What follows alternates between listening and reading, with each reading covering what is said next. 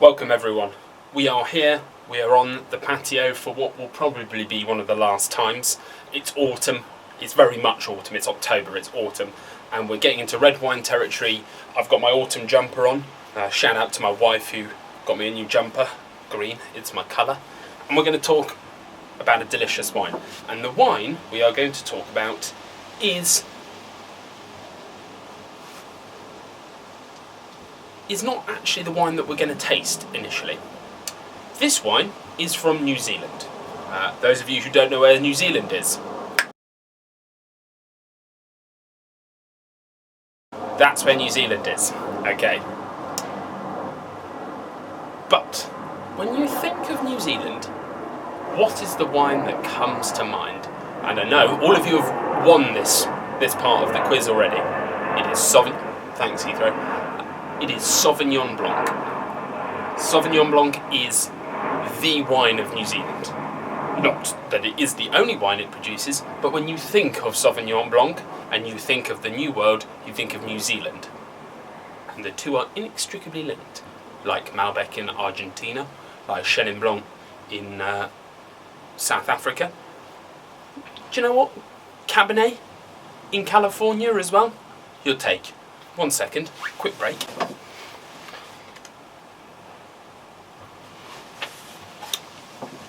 So, with this in mind, Sauvignon Blanc is 41% of all of New Zealand's wine production. Pinot Noir, the wine we're actually going to taste today, is 23% of New Zealand's wine production.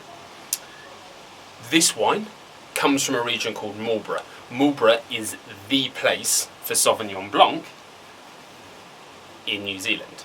Now, the majority of New Zealand's wine production happens on the west coast of the country, very thin, two-island country, okay? And the reason it happens on the western side of the country predominantly is because you have the vast expanse of the Tasman Sea between Australia and New Zealand, okay? It's 2,500 miles from Australia to New Zealand. It is not close. Anyone who thinks they are close is wrong. That's why people forget them off a map quite often. Now, if we look at the region that we're going to here, which is Marlborough, it sits right at the top of the southern island, okay, and it is quite well sheltered and it has a really nice warm climate, okay, and within the region you have 3 sub-regions. Don't want to get too technical, but they are called Wairau River, you have the Southern Valleys, and then you have the Awatere Valley. Okay?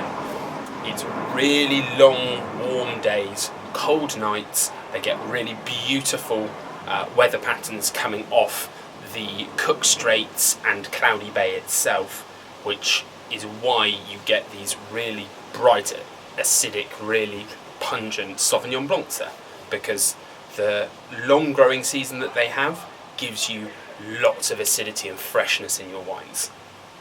Now typically, Pinot Noir does very well slightly further south in New Zealand, so towards sort of central Otago, which is the real homeland of Pinot Noir in New Zealand, but you get some excellent Pinot Noirs in Marlborough. And this one is called Rimapere.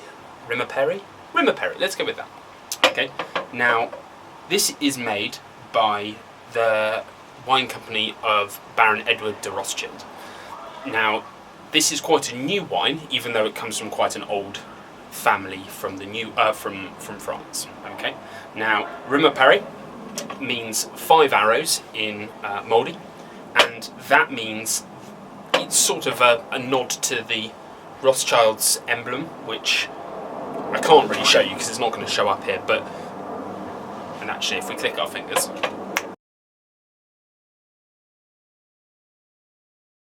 Have just seen a up-close shot of the label, and it is 5 arrows being held, and it signifies the Rothschild family, and so to nod to the indigenous language of the Māoris and the wine itself, they called it Rimapere. Okay, it is a Pinot Noir, so it's obviously a red wine. It's a black grape.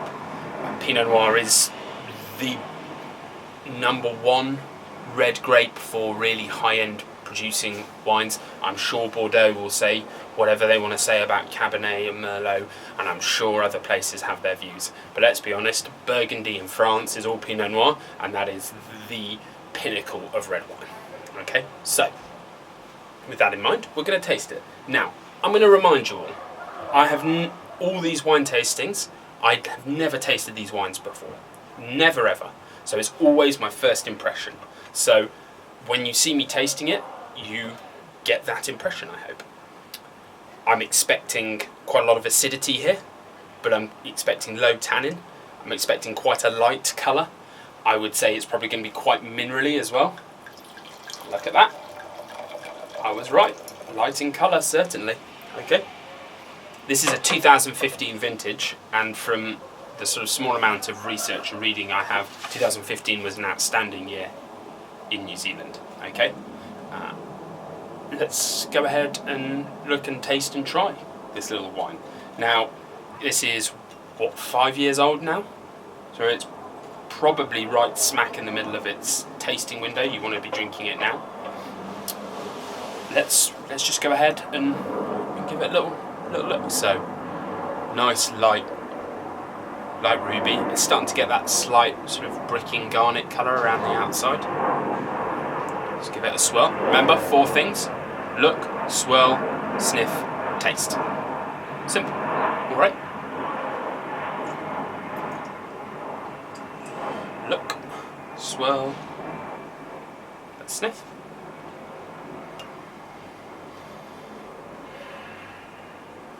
Okay. I've had this open for about 2 hours now, and it probably could go for even longer, but it's should be pretty much perfect now. So, cranberry, definitely. Maybe a little bit of rhubarb on there as well. It is certainly a little bit toasty, a little bit of wood, but not much. Maybe a little bit of spice as well. Maybe a little bit of clove, but definitely cracked black pepper. Loads of cracked black pepper. And maybe a slightly herbal note, but it's very, very light.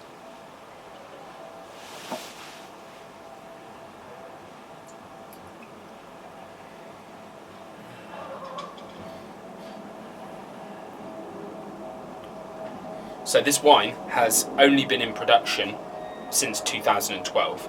The actual plantings probably started around about 2005, so the vines themselves are only about 15 years old.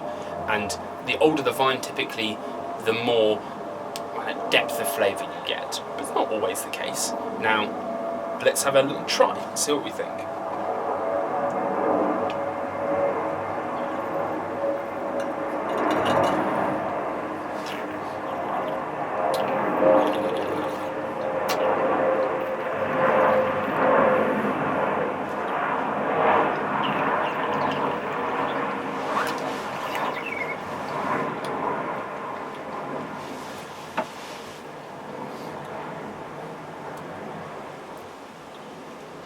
That's delicious.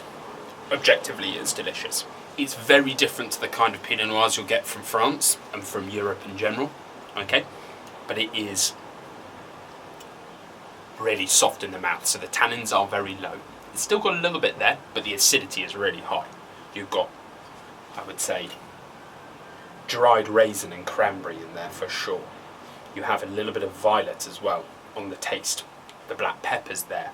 The rhubarb is there as well. I would say maybe even a little bit of plum. You get a little bit of vanilla. It's really light, but it's still there, and it just permeates through the palate. It's not a deeply intense red wine that's going to coat the mouth. It's going to be quite light in style, but it's very, very enjoyable. It's very, very precise, very clinical. It has absolutely everything you would want from it. There's some cherry in there as well, definitely cherry.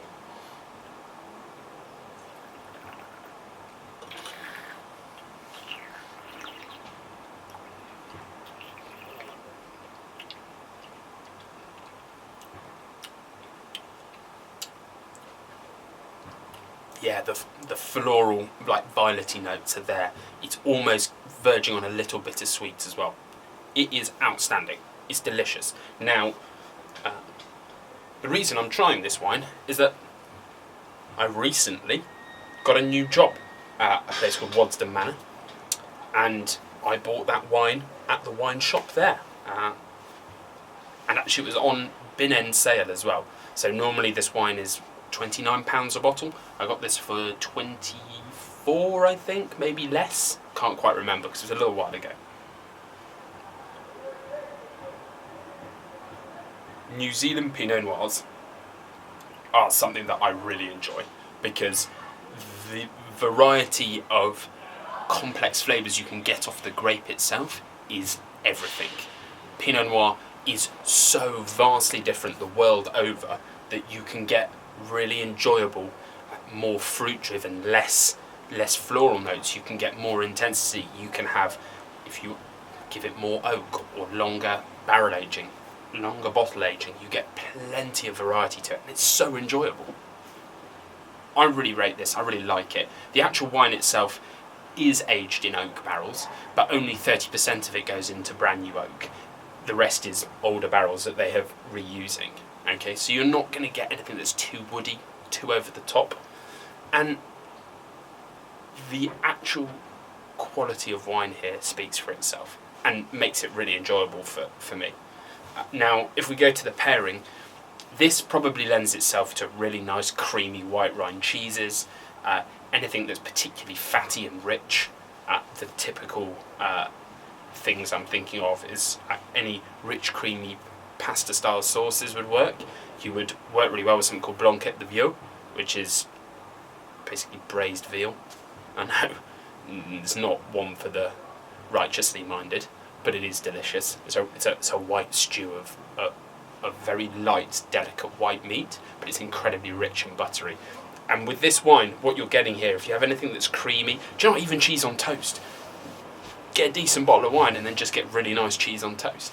Croque monsieur, there you go.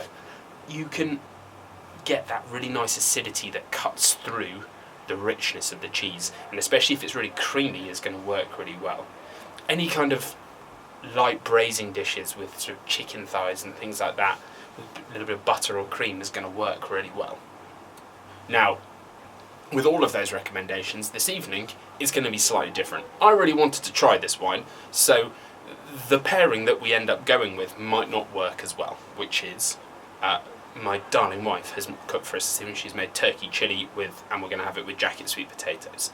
Now, in my mind, I'm thinking that might actually work, because if you put some decent sort of creamy style sour cream cheese on there, and then it's got the sweetness from the sweet potato to balance off against the acidity, and turkey meat itself is not incredibly umami dense. It's got quite a light touch to it, so it may end up working. This is a poultry white meat kind of product, wine, it's just gonna work so well with it.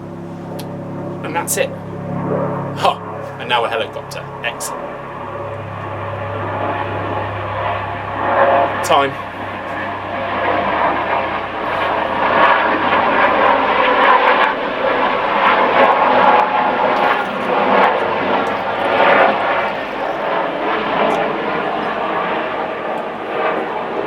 Now the helicopter has gone. One last final thing. For those of you who don't know, I produce this content, I star in it, I research it, and then afterwards I write. Now I write and upload notes every week after I have done this tasting. I put them onto my website. Now what I would dearly love for you is all to head over to my website, which also has other bits of writing that I do there, short stories. We also have my own blog, as well as recipes. Everything is there. You head on over to thegingerdonut.com, sign up for the newsletter. Every time I post something, you'll get a little email saying Goose or Andrew or Andy or whatever you know me as has posted something to the Ginger Donut. Go ahead, head on over there, subscribe. Also, if you want to do it on YouTube as well, everything gets loaded up to YouTube too. Everything gets loaded up to Instagram. Share it with your friends, subscribe, go find it. Now if you can't necessarily find this bottle of red wine, you can buy it from the Waddesdon Manor online shop, but find yourself a nice New Zealand Pinot Noir. Enjoy it. Enjoy what will be quite a light, but very light in colour, light in tannin, but incredibly fruity, fruit-driven, incredibly complex red wine.